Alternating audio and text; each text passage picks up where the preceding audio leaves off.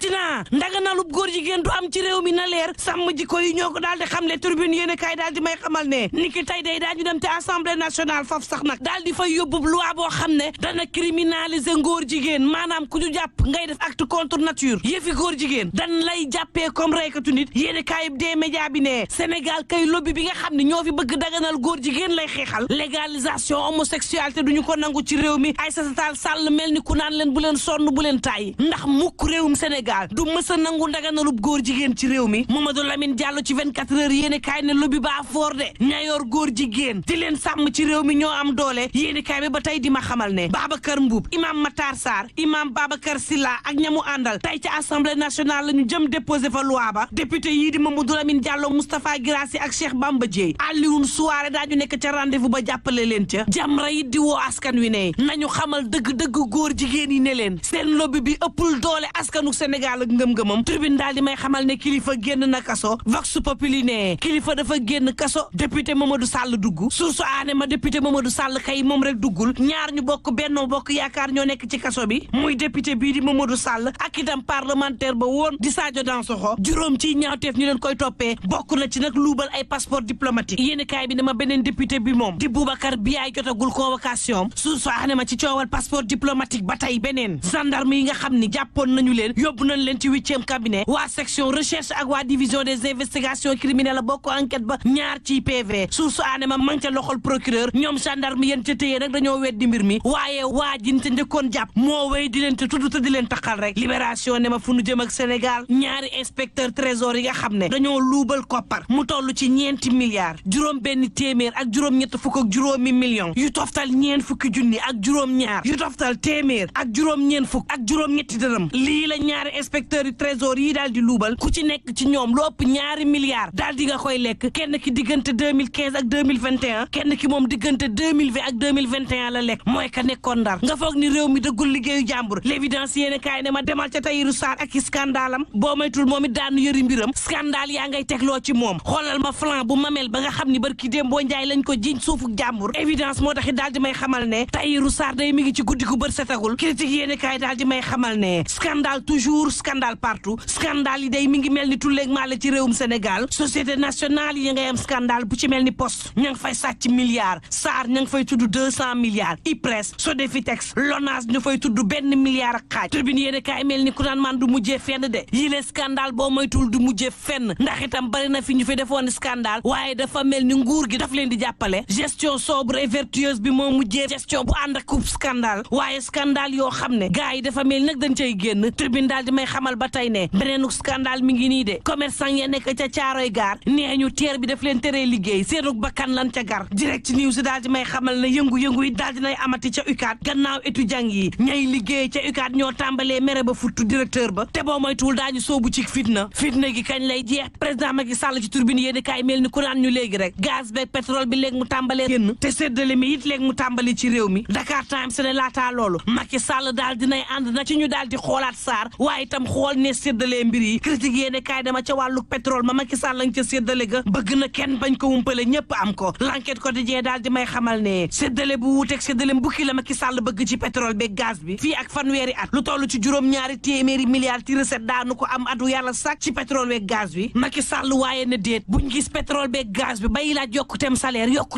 du am ci réew mi Vox Populi ne ñaar fukki milliards yu teg daañu ko am fii ak fanweeri at ci pétrole beeg gaz bi directeur général bu Petrosen xamle ni juróom-ñeenti junni ak ñetti téeméer juróom fukki milliards daañu ko am ca Grand Tortue juróom-ñetti junni téeméer ak juróom-ñeent fukk ak juróomi milliards ca Sangomar ñetti junni ak ñaari téeméer ak ñeent fukk ak juróomi milliards ca Yaakaar Teranga lépp luy laale koom ci réewum Sénégal directeur général bu Petrosen ne daañu amug yokkute le quotidien ne Macky Sall daf caa xalaat ba xalaat ñi nga xam ne ñëwaguñu téeméer boo jël ca lay génnee ca pétrole ba juróom-ñeent fukk ya daañu ko def ci budget bi waaye fukk ya dañ koy dencal génération yi ñëw Birahim Seck forum civil ci 24 heures yéene kaay ne wax ji neex na lool waaye déggoo ak diisoo ko gënoon laataa ñu doon jël génn ak dogal ci pétrole beeg gaz bi dañoo waroon a waxtaanu pencoo ndax ñoo ko bokk te nee ñu askanu Sénégal la ñuy défendre seeni intérêt waroon nañ leen xamal dëgg-dëgg lay tukkee ci pétrole bi ñoom askan wi lan cay am ak yokkute gën cay gis source a mel ni ku naan koon suba yàlla la ndax kenn xamul fooy mujjee yéene kaay bi ne ma maire bu dabali gannaaw ba mu jëndee oto yu dul jeex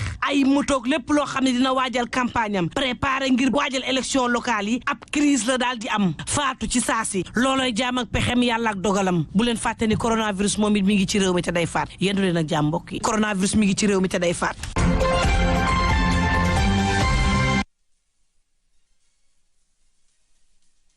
bu baax a baax moom Mantoulaye Thioub Ndoye soxal li fi yéen kaay xëy